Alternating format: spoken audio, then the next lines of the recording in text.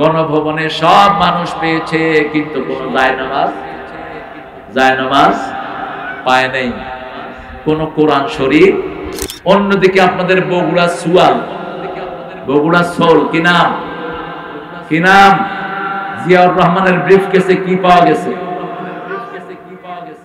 কোরআন আর জায়নামাজ। একজন honest president ছিলেন এই মানুষটি, সেজন্য ওনার অনেস্টি যেন ওনার দল বজায় রাখে, আমরা তাদেরকে অনুরোধ করবো। ঠিক না ঠিক?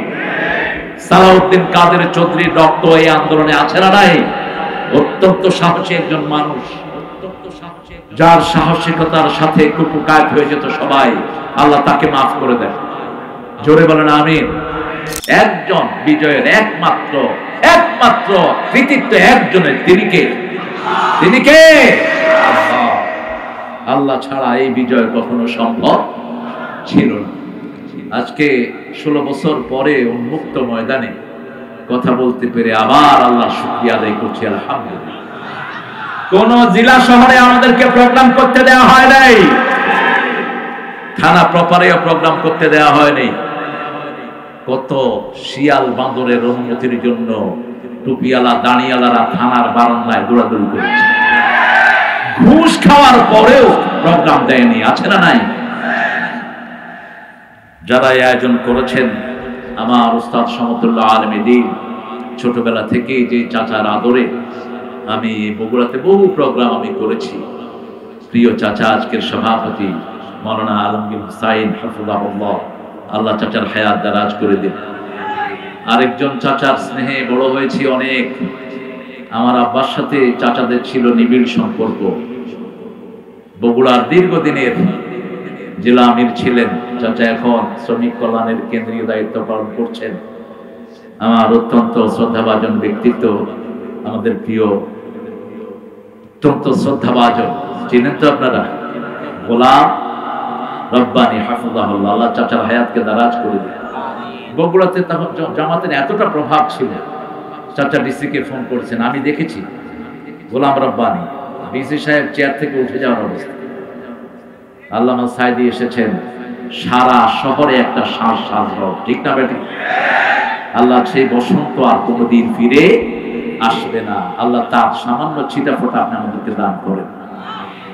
দীর্ঘদিন বগুড়ার এই জনপদের যিনি নকিব ছিলেন, এখন জামাতের কেন্দ্রের অত্যন্ত অল্প কিছু বাছাই করা লোক যারা সমস্ত জামাতকে নেতৃত্ব দেয়, কর্মপরিষদ, সেটার সম্মানিত মেম্বার, ইংলিশের প্রফেসর, আমার অত্যন্ত শ্রদ্ধাভাজন ব্যক্তিত্ব, যাদের স্নেহের ছায়া আমরা বড় হয়েছি, অধ্যাপক শাহাবুদ্দিন হাফিজাহুল্লাহ, আল্লাহ চাচার হায়াতকে দারাজ করে দেয়। চাচার কথা যখন শুনছিলাম মনে হচ্ছে 20 বছর আগেরই কোন, একটুও চেঞ্জ হয়নি। আমাদের গলা চেঞ্জ হয় না, কারণ আমরা কোরআন তেলাওয়াত করি। আমাদের দলের প্রথম কর্মসূচি হলো কোরআন অধ্যয়ন, ঠিক না? দ্বিতীয় কর্মসূচি, জোরে বলেন, তৃতীয় কর্মসূচি ইসলামী, চতুর্থ নামাজ। এগুলো তো বোধহয় জামাতের, এগুলি আল্লাহর না। হ্যাঁ, এই 4টে কাজ কি শুধু জামাতের কাজ না, আল্লাহর পক্ষ থেকে এই কাজ করবেন তো? কারা কারা করবেন না হাত তুলে দেখা। হ্যাঁ, আপনারা ভালো মানুষ, আসতে হবে। তুমি কে? আমি কে? চেয়েছিলাম, হয়ে গেছি সরকার। চোরে পুলিশ চিনে, কোটা বিরোধী আন্দোলন দেখেই বড় চোর বলেছে এগুলো কোটা না, পিছনে রাজাকার। পিছনে কে? গালি দিয়েছ রাজাকার বলে, 18 কোটি জনগণকে আল্লাহ রাজাকার বানায় দিয়েছে। ছোট ছোট পোলাপানে বলে তুমি কে, আমি কে, কি? হ্যাঁ, রেবা কার, যারা সন্তুষ্ট চিত্তে মানুষকে সেবা দেয়, তাদের নাম কি?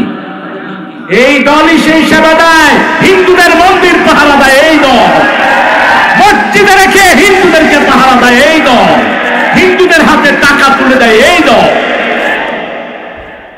তাদের সেক্রেটারি বলেছিলেন 10 লক্ষ লোক মারা যাবে। কি নাম জানি সেক্রেটারি?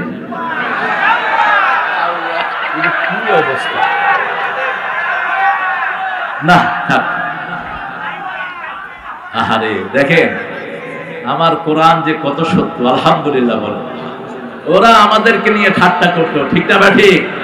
দেল্লা রেজাকার কি বানাইছে? দেল্লা রেজাকার, কসাই কাদের, যিনি কোনদিন মুরগিও জবাই করেন নাই, তিনার নামে লাগাইছে কসাই কাদের। আল্লাহ বলেন দাঁড়া, আল্লাহু ইস্তাহজিউ বিহিম ওয়া ইয়ামুদ্দুহুম ফি তুগয়ানিহিম ইয়ামাহুন।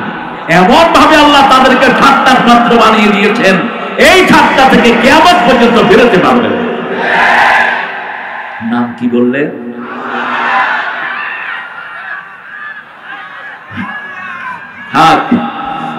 এই লোকটা বলেছিল মাত্র 10 লক্ষ মারা যাবে। যেহেতু এই আন্দোলন নেতৃত্ব দিয়েছে ইসলাম আলারা, একটা রক্তপাত শয়তানদের হয় নাই। আমরা রক্ত দিয়েছি, ঠিক না ঠিক? আমরা ঘর ছেড়েছি, আমার ভাইয়েরা পালিয়ে গেছে, ওদের কোনো ক্ষতি হয় নাই। আমরা দেশে আগেও ছিলাম, এখনো। ওরা কোথায়? ওরা কোথায়? কোথায় গিয়েছে? ডক্টর ইউনূস মাঝে মাঝে একটু ভালো ভালো কথা বলে যে যাদেরকে পাকিস্তানি দালাল বলা হতো, এরা কেউ পাকিস্তান যায়নি, বরং ওরাই সব ভারতে পালিয়ে গেছে। আসলে ওরা ভারতেরই এদেশে লুট করতে এসেছে, ওরা ভারতেরই এই দেশে আমাদের অধিকার নষ্ট করতে এসেছে, আমাদের দেশটাকে শেষ করার জন্য এসেছে, ঠিক? আমরা টুপি দাঁড়িয়ালারা সব একদল, ঠিক না ঠিক? সব কয় দল? একদল। আমাদের নেতা বলছেন চরমনাই আমার, শশিনা আমার, হেফাজত আমার, দরসে নিজামি আমার, আলিয়াও আমার, ঠিক না ঠিক? এর ভিতরে যারা ফাটল সৃষ্টি করবে, এরাই হলো ইসলামের জগৎ দুশ্মন। ইন্না হাযিহি উম্মাতুকুম উম্মাতান ওয়াহিদা আনা রাব্বুকুম ফা'বুদুন। সূরা আম্বিয়া 92 নম্বর আয়াতে বলছেন এটা একটা উম্মত, আমি তোমাদের রব, আমার ইবাদত করো, ঠিক না ঠিক? সূরা মুমিনুনে বলছেন ইন্না হাযিহি উম্মাতুকুম উম্মাতান ওয়াহিদা আনা রাব্বুকুম ফাত্তাকুন। তোমরা একটা উম্মত, এই একটা উম্মত আল্লাহকে ভয় করবে, অন্য কাউকে ভয় করা চলবে। আমাদের প্রিয় নকিব গোলাম আজম রাহিমাহুল্লাহকে জিজ্ঞেস করা হলো, আপনি কি সরকারকে ভয় পান? তিনি বলছেন আল্লাহ ছাড়া কাউকে ভয় পাওয়া জায়েজই নেই, জায়েজই নাই। ভয়ের ব্যাপারে কোনো শরীক নাই, ভালোবাসায় শরীক আছে। আল্লাযীনা আমানু আশাদ্দু হুব্বান লিল্লাহ। আল্লাহ বলছেন যারা মুমিন তাদের সবচেয়ে বেশি ভালোবাসা হবে কার জন্য? এখানে আশাদ্দ ব্যবহার করলেন। আর নবীর সাথে যারা থাকতে চায় আল্লাহ তাদের ব্যাপারে জমা কাসরা ব্যবহার করলেন। আশিদ্দা ওয়ালাল কুফারে রুহামাউ বাইনাহুম মুহাম্মাদুর রাসূলুল্লাহ ওয়াল্লাযীনা মাআহু। যারা নবীর সাথে থাকবে, আমরা কি থাকতে চান? থাকতে চান? আশিদ্দা ওয়ালাল কুফার রুহামাউ বাইনাহুম। আরবির মতো এত সমৃদ্ধ ভাষা পৃথিবীতে আর একটাও। আরবিতে বহুবচন দুই প্রকার। বহুবচন কয় প্রকার? জমা কেল্লা, জমা কাসরা। জমা কেল্লা হলো জমা, কিন্তু খুব বেশি বোঝানো হয় না। যেমন সূরা নাহলে আল্লাহ বলছেন ইব্রাহিম আলাইহিস সালামের ব্যাপারে শাকিরান লিআনউমি। আল্লাহর নিয়ামতের ব্যাপারে কিছু নিয়ামতের তিনি শুকরিয়া আদায় করেন, সব নিয়ামতের না। এই আনউম মানে জমা কেল্লা আর জমা কাসরা। সুম্মা লাতুসআলুন্না ইয়াওমাইদিন আনিন নাঈম। নিয়ামতগুলো সম্পর্কে আল্লাহ রাব্বুল আলামিন আমাদেরকে জিজ্ঞেস করবেন। আবার আল্লাহ বলছেন সূরা ইব্রাহিম ওয়া ইন তাউদ্দু নি'মাতাল্লাহি লা তুহসুহা।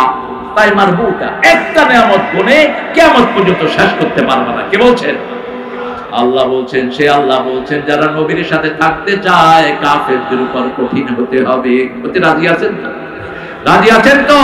যারা আমাকে মসজিদে ঢুকতে দিবে না এরাই হলো আমাদের দুশমন। যারা মুসলমানদের ঐক্যে ফাটল ধরায় এরাই মুসলমানদের দুশমন। তিনি দৌড় মারলেন। আল্লাহ বললেন লা তাখাফ, ভয় পেও না। খুযহা ফালা তাখাফ সানুঈদুহা সিরাতাহাল উলা। ভয় পেও না, ওটার ঘাড় মটকিয়ে ধরো। তাগুত দেখতে এরকম মোটা মনে হয়, তাগুত দেখতে মনে হয় বিশাল। ঘাড় মটকিয়ে ধরো, হেলিকপ্টারে ভেঙে যাইতে বাধ্য হয়ে যাবে। ছোট্ট ছোট্ট বাচ্চাদেরকে দিয়ে আল্লাহ পলাইতে বাধ্য করলেন, ঠিক না বেঠি? কত ছোট বাচ্চারা এরা, আহা!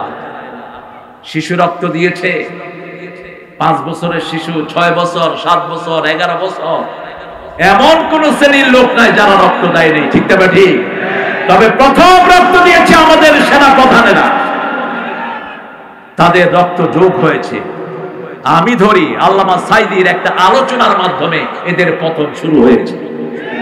তিনি বলেছিলেন, আমাকে যদি শহীদ করা হয়, আমার রক্ত 1 বছর না যেতে এদেরকে পুড়ে ভস্ম করে দিবে। 14ই আগস্ট ওনাকে বিষ প্রয়োগে হত্যা করা হলো। 5ই আগস্ট কোথায় গেল তারা? কোথায়?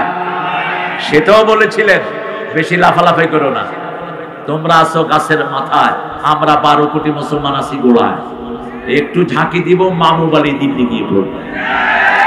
ভাষার এত চমৎকার শৈলী, অনিন্দ সুন্দর ভাষার গাঁথনি খুব কম মানুষের হয় পৃথিবীতে। কবিরা বলে সহজ করা সহজ করে, সহজ কথা সহজ করে বলাই কঠিন, কিন্তু সেই যোগ্যতা ছিল আমাদের প্রিয় নেতা গোলাম আজম রাহমাহুল্লাহ। তার কথা সবাই বুঝতেন, ছোট্ট ছোট্ট সেন্টেন্সে তিনি কথা বলতেন। আর বিশ্ব ময়দানে একজন মুকুটহীন সম্রাট ছিলেন আল্লামা দেলোয়ার হোসাইন সাঈদ। বগুড়াতে যতদিন এসেছেন, বগুড়ার মানুষের জন্য ঈদ হয়ে গেছে, ঠিক না বেঠি? আমি আজকে আসার সময় ওই রেস্ট হাউসের দিকে তাকিয়ে আমার চোখ দিয়ে পানি পড়ছিল। আল্লামা সাঈদী আসা মানে বসন্ত আসা, আল্লামা সাঈদী আসা মানে কোথাও মুমিনের জোয়ার নামা। এত বেশি মানুষ কোন দায়ীর দাওয়াতে একসাথে মুসলমান হয়নি। 57 জন হিন্দু বৌদ্ধ একসাথে কালেমা পড়ে মুসলমান হয়েছে চট্টগ্রামের ময়দানে। আল্লাহ তুমি তার কবরটাকে জান্নাতুল ফেরদাউস বানাও। আরো জোরে বলি আমিন।